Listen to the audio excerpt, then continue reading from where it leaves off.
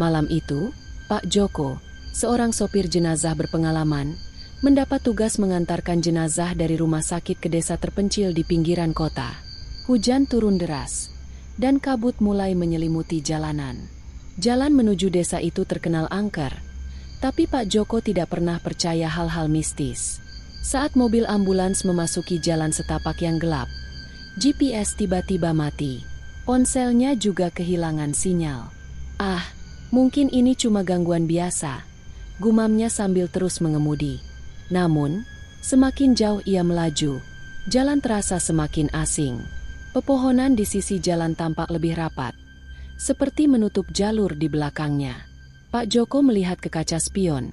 Aneh, jalan di belakangnya gelap gulita, seolah ia berkendara di lorong yang tak berujung. Tiba-tiba, dari peti jenazah di belakangnya terdengar suara, tok tok tok. Seperti ada yang mengetuk dari dalam.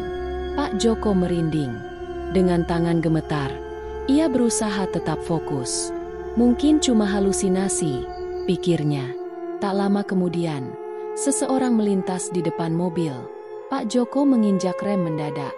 Saat diperhatikan, orang itu mengenakan pakaian putih lusuh dan wajahnya pucat. "Pak, antarkan saya pulang." Suara lirih itu terdengar dari luar jendela. Pak Joko menelan ludah. "Pulang kemana, Pak?"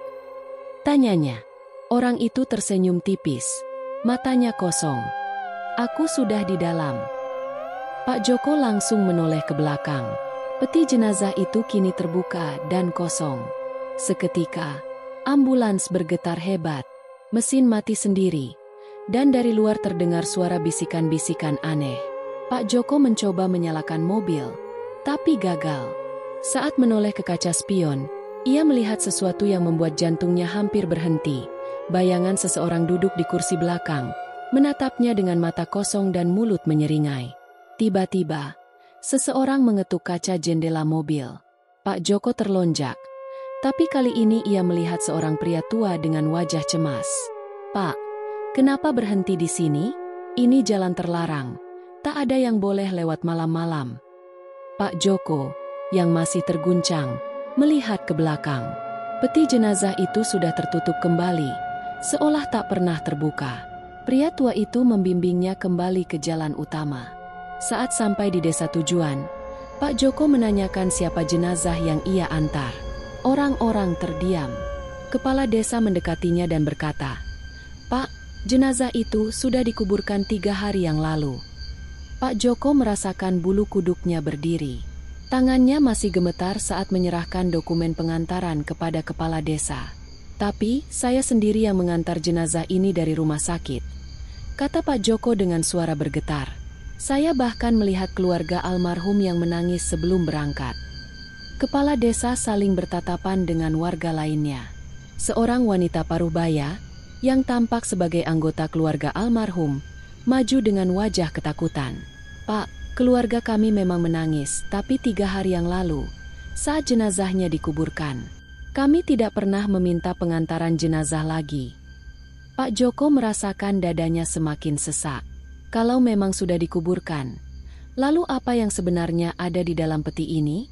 Salah satu pemuda desa memberanikan diri membuka peti jenazah. Perlahan, tutup kayu itu terangkat. Kosong.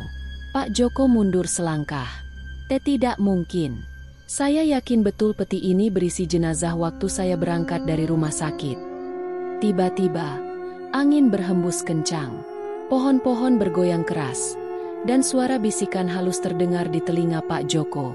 "Aku sudah sampai. Aku sudah pulang." Pak Joko memandang sekeliling. Warga desa juga mulai merasakan keanehan. Lampu-lampu di balai desa berkelip-kelip seakan ingin padam. Tiba-tiba, terdengar suara jeritan dari salah satu warga. Semua menoleh ke arah pemuda yang tadi membuka peti. Wajahnya pucat pasi, tubuhnya bergetar. "Aku melihat sesuatu di dalam peti tadi." Suaranya lirih. Ada bayangan hitam dan sepasang mata merah yang menatapku. Mendadak, terdengar suara tawa kecil yang menyayat telinga. Tawa itu tidak berasal dari siapapun di antara mereka. Pak Joko merasa tubuhnya semakin berat. Seolah ada sesuatu yang menggenggamnya. Nafasnya tersengal. Matanya melirik ke kaca ambulans. Dan di sana, bayangan hitam dengan mata merah menatapnya dari balik refleksi kaca. Seketika, Pak Joko menjerit. Seluruh warga desa pun berhamburan, berusaha mencari perlindungan. Dalam kepanikan, kepala desa dengan sigap mengambil segenggam garam dan menaburkannya ke arah ambulans. Ini bukan manusia. Ini adalah arwah gentayangan yang mencari rumahnya. Serunya, Pak Joko jatuh terduduk, tubuhnya lemas. Beberapa detik kemudian, semuanya kembali hening. Tidak ada lagi suara tawa. Tidak ada lagi bisikan. Bayangan hitam itu menghilang. Saat ambulans diperiksa kembali, peti jenazah sudah tertutup rapat, seakan tidak pernah dibuka sebelumnya. Namun, ada satu hal yang berbeda. Di sisi peti, terukir goresan samar seperti cakaran, membentuk satu kata, pulang. Malam itu, Pak Joko berjanji pada dirinya sendiri. Ia tidak akan pernah lagi mengantar jenazah ke desa yang tidak ia kenal. Pak Joko masih terduduk di tanah. Tubuhnya gemetar hebat. Udara malam terasa semakin dingin menusuk tulang. Warga desa mulai mendekat perlahan. Meski wajah mereka masih dipenuhi ketakutan. Kepala desa menghela napas panjang. Sepertinya arwah yang kau antar bukanlah manusia biasa. Pak Joko. Pak Joko menelan ludah. Lalu, siapa dia? Kenapa dia ada di dalam peti? Kepala desa mengangguk ke arah seorang lelaki tua. Seorang tetua desa yang tampaknya lebih tahu tentang hal-hal gaib. Lelaki tua itu berjalan mendekati ambulans, lalu menempelkan telapak tangannya ke peti jenazah. Ia memejamkan mata, bibirnya bergetar membaca doa. Tiba-tiba, matanya terbuka lebar. Astaga! Semua orang menegang. Ada apa, Mbah? Tanya seorang pemuda. Tetua itu berbalik menatap Pak Joko dengan sorot mata tajam. Pak Joko, jalan mana yang kau lalui tadi malam? Pak Joko berpikir sejenak. Saya mengikuti GPS, tapi sinyal hilang. Saya terus saja lurus sampai akhirnya tersesat. Tetua desa menggeleng. Kau telah memasuki jalan yang seharusnya tidak boleh dilewati. Jalan terlarang. Suasana menjadi semakin mencekam. Beberapa warga langsung menutup mulut mereka, seakan takut menyebut nama jalan itu. 50 tahun lalu, lanjut si tetua, ada seorang pria yang tewas mengenaskan di jalan itu.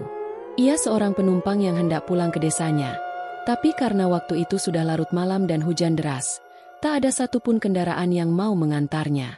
Ia terus berjalan dalam kegelapan, berharap menemukan tumpangan, sampai akhirnya sebuah mobil melaju terlalu kencang dan menabraknya hingga tewas. Pak Joko merasakan lehernya menegang. Lalu, warga desa menemukannya pagi harinya dalam kondisi mengenaskan. Tubuhnya hancur, tapi matanya tetap terbuka.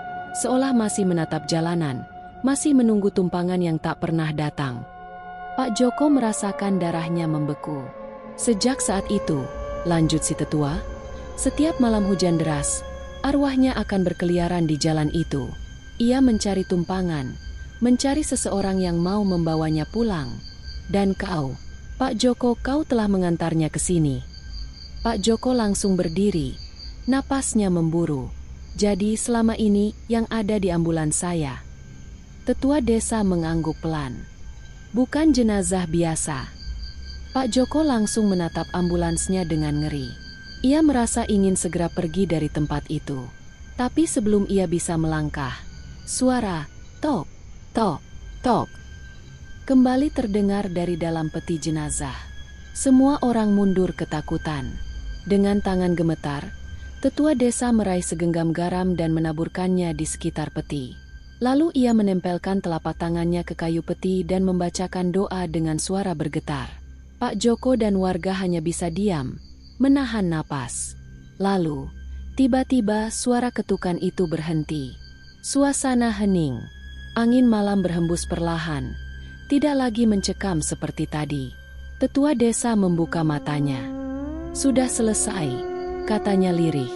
Pak Joko masih merasa lemas, tapi akhirnya ia berani bertanya. "Apa yang terjadi, Mbah?" Tetua itu tersenyum tipis. Dia akhirnya benar-benar pulang. Pak Joko menoleh ke peti jenazah yang kini terasa lebih tenang. Seolah-olah beban berat yang tadi menyelimutinya telah hilang. Tanpa membuang waktu, Pak Joko berpamitan pada warga desa dan segera menyalakan ambulansnya. Kali ini, mesinnya menyala tanpa hambatan. Ia melajukan kendaraannya menjauh dari desa itu, meninggalkan semua kejadian mengerikan yang baru saja dialaminya. Namun, saat ia melihat ke kaca spion, seseorang sedang duduk di kursi belakang. Matanya kosong, bibirnya menyeringai. "Terima kasih sudah mengantarku pulang, Pak Joko,"